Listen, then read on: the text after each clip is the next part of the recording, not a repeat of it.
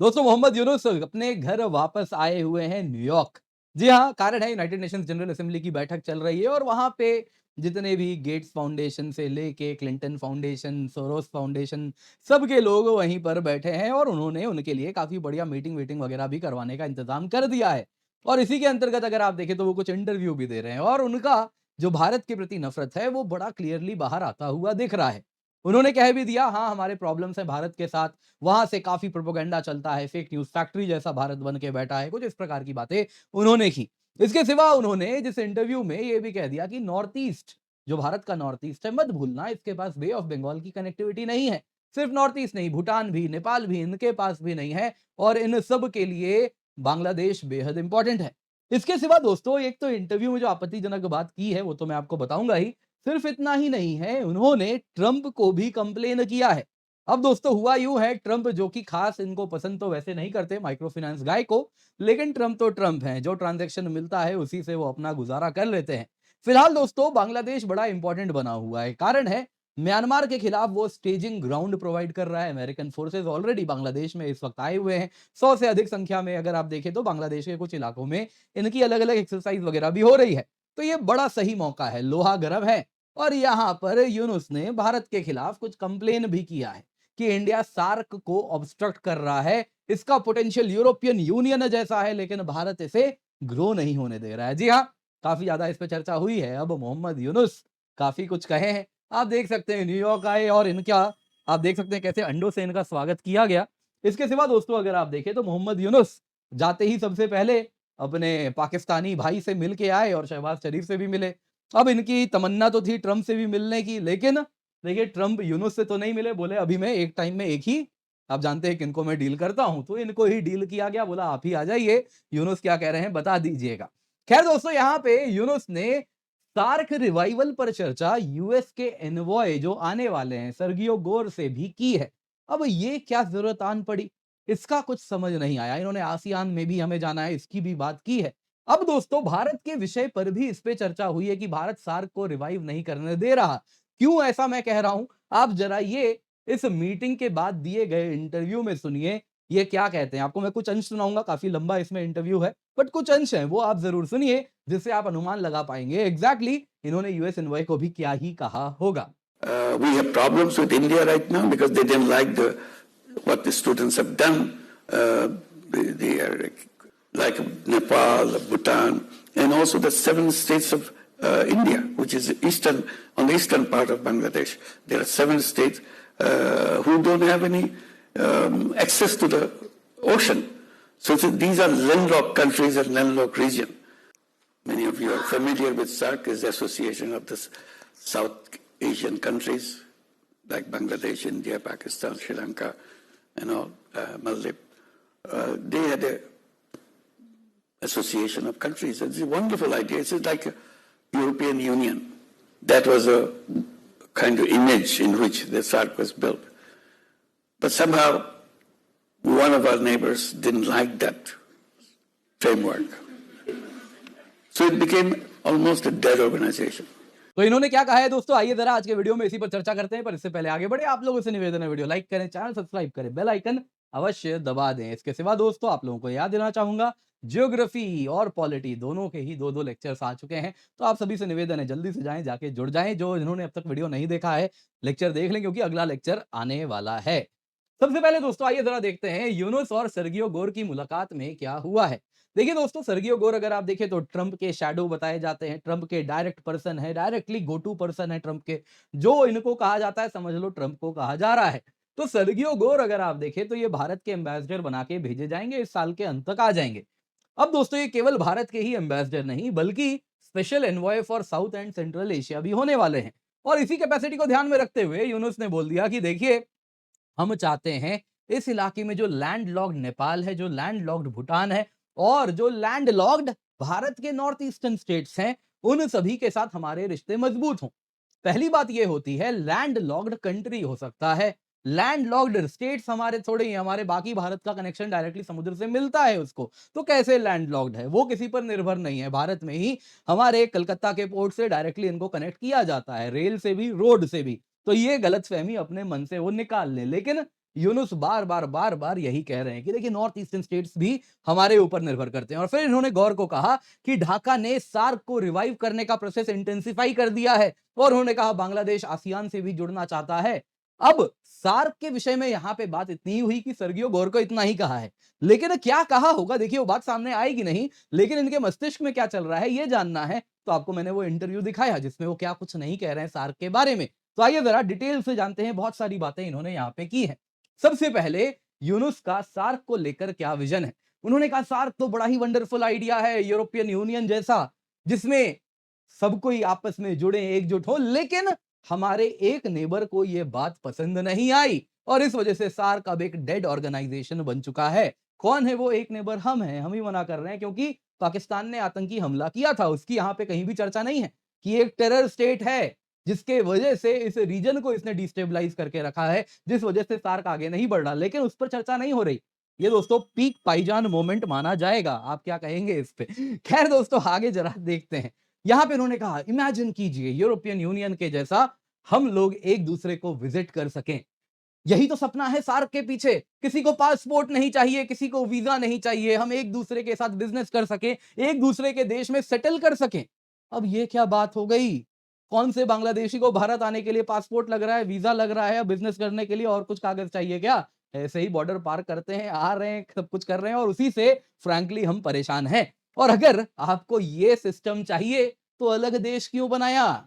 एक ही देश तो था, बने रहते, बांग्लादेश भारत का हिस्सा बना ले, ये पाकिस्तान को भी बना दीजिए। लेकिन समस्या क्या है कि आज के टाइम में इतनी रेडिकलाइजेशन यहां हो गई है कि बड़ा कठिन हो गया है एकजुट होके रहना। लेकिन ये जो बात कर रहे हैं, ये विजन क्या भारत का है कि बांग्लादेश पाकिस्तान के लोग भारत आए, यहीं पर सेटल भी कर जाएं और फिर कहीं से भी बिजनेस करें? ऐसा हो गया ना तो पूरा पाकिस्तान बांग्लादेश खाली हो जाएगा, सब भारत आ जाएंगे, उनको तो मौका चाहिए।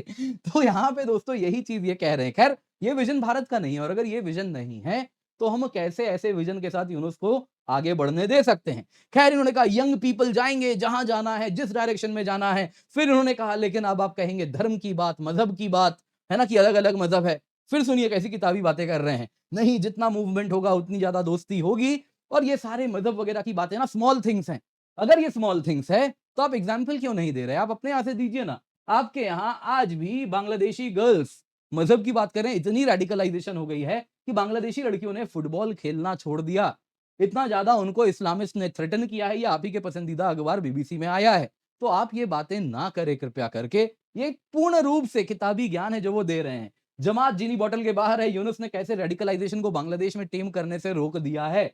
यहाँ पे यूएन रिपोर्ट है जिसने यूनुस ने किस प्रकार के हिंदूज के ऊपर अटैक करवाया है वो उजागर हुआ है। तो ये जो मजहब की बात करते हैं ये छोटी बात है, ऐसा है नहीं साहब। आपके यहाँ ये यही सबसे इंपॉर्टेंट बात है जिसी वजह से आप हमारे साथ इनकम्पैटिबल हो चुके हैं। हमारे सेक्युलर थ्रेड के साथ आपकी आइडियोलॉजी नहीं बैठती है, यही कारण है। खैर दोस्तों आगे जरा सुनिए क्या कह रहे हैं। नॉर्थ ईस्ट पर भी चर्चा की है। आसियान वहां है जहां हमें थोड़ा इंटरेस्ट है, उसका हम सदस्य बनना चाहते हैं। बांग्लादेश की बात कर रहे हैं कि बांग्लादेश आसियान का सदस्य बनना चाहता है और बोले मेरे बड़े अच्छे करीबी मित्र हैं। और एक है ना पाकिस्तान जैसे वहां पे वेस्ट में, वैसे ही थोड़ा साउथ ईस्ट में जाएंगे तो मलेशिया आता है इनका मित्र। तो कहा लेकिन मलेशिया के पीएम ने कहा देखिए हम तो आपको सपोर्ट करते हैं लेकिन आसियान का अगर आपको सदस्य बनना है तो सभी का सपोर्ट चाहिए होगा इंक्लूडिंग म्यांमार। लेकिन रोहिंग्या की वजह से आप तो जानते ही आपके रिश्ते कैसे हैं म्यांमार के साथ, तो वो तो आपको आने देंगे नहीं। तो इसी पे उन्होंने कहा देखो बांग्लादेशी इकोनॉमी को केवल तुम इसके बाउंड्री से मत देखो। ये जो बाउंड्री देख रहे हो बांग्लादेश सिर्फ इतना नहीं है, बांग्लादेश अगर तुम देखोगे तो क्या भूटान, क्या नेपाल, क्या भारत की जो सो कॉल्ड, उन्होंने कहा लैंड लॉक्ड स्टेट्स हैं, उन सबको बे ऑफ बंगाल से जोड़ने के लिए बांग्लादेश चाहिए। अब ये उन्होंने कहा है, इनके पास तो कोई सी नहीं है, तो इसीलिए हमारी अर्थव्यवस्था, हमारा जो इन्फ्लुएंस है वो दूर दूर तक होगा, इसलिए हमको आसियान का सदस्य बनना चाहिए। बांग्लादेश उन सबको जोड़ सकता है, यही तो सार्क का आइडिया भी है। वापस सार्क पे आ गए। अब दोस्तों जरा पहली बात तो यह है, बांग्लादेश को यदि नेपाल से जुड़ना है, भूटान से जुड़ना जुड़ना है जिसकी वो बात कर रहे हैं, तो उसके लिए भी उनको भारत के थ्रू जाना पड़ेगा। तो पहली बात यह है, आप इस इलाके में जो अन्य देशों के साथ जुड़ना चाहते हैं वो आप नहीं कर सकते क्योंकि आप इंडिया लॉक्ड हैं। दूसरी बात, जो भारत के नॉर्थ ईस्टर्न स्टेट्स हैं जिनकी आप बात कर रहे हैं, समुद्र नहीं है, ये गलतफहमी मत पालिए। भारत में हम इनको सी डायरेक्टली जो सी है इनको कोलकाता पोर्ट के थ्रू रोड से, रेल से डायरेक्टली कनेक्ट कर रहे हैं और कर भी चुके हैं। तो ये गलतफहमी ना पालिए कि इनके पास सी नहीं है, ये लैंड लॉक्ड है, बिल्कुल नहीं, आप जरूर इंडिया लॉक्ड है। जहां तक बात हो रही है कि हम चाहते हैं आसियान से जुड़ना और उसके लिए बांग्लादेश एक ऐसा जगह बनेगा जो आसियान और साउथ एशिया यानी south east Asia, south Asia दोनों का ब्रिज बनेगा और ये सार्क हमें होने नहीं दे रहा। तो अगर ऐसी बात आप कर रहे हैं तो ये कितनी ज्यादा अगर आप देखें झूठ से भरी हुई है, जरा इससे देखिए। मानते हैं हमने सार्क को रिवाइव नहीं किया पाकिस्तानी आतंकी हमले के बाद, लेकिन इस प्रॉब्लम को सॉल्व करने के लिए कि बांग्लादेश नेपाल से जुड़े, भूटान से जुड़े, हमने क्या किया? हम बिम्स्टेक का कंसेप्ट लेके आए जो एग्जैक्टली इसी चीज को पूरी कर रही है कि आसियान और साउथ एशिया को जोड़े। उसके लिए बिम्स्टेक आया। आप देख सकते हैं India, Sri Lanka, Nepal, Bhutan, Bangladesh, Myanmar, Thailand ये सभी इसके सदस्य थे। इस वजह से ये सारे देश बड़े खुश थे कि हम लोग आपस में जुड़ रहे हैं। तो बीबीआईएन कॉरिडोर भी, बांग्लादेश, भूटान, इंडिया, नेपाल कॉरिडोर भी हमने बनाया फ्रैंकली इसी चीज के लिए। तो आपको किससे जुड़ना है? आप क्या भारत के थ्रू गुजरते हुए पाकिस्तान से जुड़ना चाहते हैं, इसलिए सार्क बनाना चाहते हैं? तो अगर आपकी ये मंशा है तो ये तो टोटली किसी को एक्सेप्टेबल नहीं है, क्योंकि पाकिस्तान से जुड़ के केवल एक ही चीज आएगा, जो भी उससे जुड़ेगा वो तो आप जानते ही हैं, आतंकी हमले हैं और दूसरा गधे हैं। तो दोनों में से किसी को भी किसी में इंटरेस्ट नहीं है। लेकिन बांग्लादेश तो बांग्लादेश है। तो दोस्तों यहाँ पे ये बात जाननी होगी यूनुस किस प्रकार से दुनिया में, अगर आप देखें ना, तो उन्हीं लोगों को इंटरव्यू भी दे रहे हैं जो उनसे दोबारा सवाल नहीं पूछ रहे और कहीं ना कहीं झूठ और पाखंड वो फैला रहे हैं। फिर इन्होंने कह दिया हाँ हमारे साथ, हमारे भारत के साथ प्रॉब्लम्स भी हैं, क्योंकि भारत पसंद नहीं किया स्टूडेंट्स ने जो किया बांग्लादेश में। आज वो हसीना को भी होस्ट करते हैं और जिस वजह से हसीना ने इतना ज्यादा प्रॉब्लम क्रिएट किया बांग्लादेश के लिए, जो यंग लोग हैं बांग्लादेश के उनमें इतना टेंशन है, जिस वजह से अगर आप देखें तो जो उन्होंने यंग लोगों को मारा हसीना ने, जिस वजह से आज भारत और बांग्लादेश में टेंशन भी हो गया है। फिर इन्होंने कहा भारत से बहुत ज्यादा फेक न्यूज भी आता है, काफी प्रोपेगेंडा वो करते हैं, जैसे कि जो स्टूडेंट्स रिवॉल्यूशन हुआ हसीना को हटाने के लिए वो एक इस्लामिस्ट मूवमेंट था। अब ये इस्लामिस्ट मूवमेंट नहीं था क्या? ये क्या है? ये क्या न्यूज़ बता रहा है? यूनुस गवर्नमेंट ने रिलीज़ किया उस इस्लामिस्ट लीडर को जो कि एंटी इंडिया फोर्सेस को आर्म कर रहा था। तो आप कहाँ से ये रिवॉल्यूशन प्रो इंडिया था, मुझे ये बताइए? या फिर ये प्रो बांग्लादेश भी क्यों है? आप ज़रा देखिए मोहम्मद यूनुस किस प्रकार से लाई कर रहे हैं अपने ही देश के लोगों को, जो बस अलग मज़हब के हैं, उनको किस प्रकार से पर्सिक्यूट किया है। ये आंकड़े के साथ यहाँ पे रिपोर्ट है, जाके ज़रा पढ़ लीजिएगा। अब तो यूएन भी इसको कहती है। यूनुस ने उस प्रो अल कायदा इस्लामिस्ट रहमानी को रिलीज किया जिसने कहा कि पाकिस्तान को मैं सपोर्ट करता हूं, वो कश्मीर ले और साथ ही साथ खलिस्तान को सपोर्ट करते हैं। तो कहां से आपके भारत के साथ संबंध अच्छे हो सकते हैं, मुझे ये बताइए। ये कैसे ग्राउंड बनता है? तो ये जो बात है ना, यूनुस वही कर रहे हैं, वो सॉफ्ट फेस है इस इस्लामिक रेडिकलिज्म का, जो कि आज बांग्लादेश में भयानक तरीके से फैल रहा है और उसका नतीजा बांग्लादेश देखिए भोगने ही वाला है।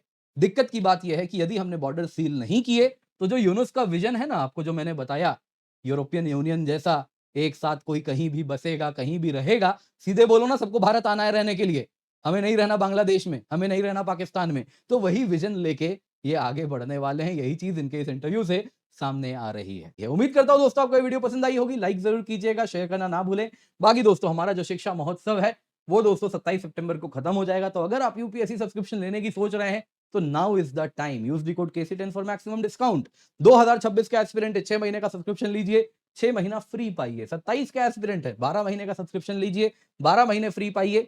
एश्योर प्रोग्राम का भी आनंद उठाइए। अगर आप 28 का एस्पिरेंट है, 18 महीने का सब्सक्रिप्शन लीजिए, 18 महीने हमारी तरफ से फ्री है और 18 महीने का एश्योर भी मिल रहा है। एश्योर प्रोग्राम का मतलब है फॉर सम रीजन आपने एग्जाम दिया और अगर आप एग्जाम क्रैक नहीं कर पाए तो आपको, अगर आपने 12 महीने का सब्सक्रिप्शन लिया है तो 12 महीने की एक एडिशनल सब्सक्रिप्शन हमारे तरफ से, 18 महीने वाला लिया है तो 18 महीने की एडिशनल सब्सक्रिप्शन हमारे तरफ से आपको मिलेगी, subject to following terms and condition.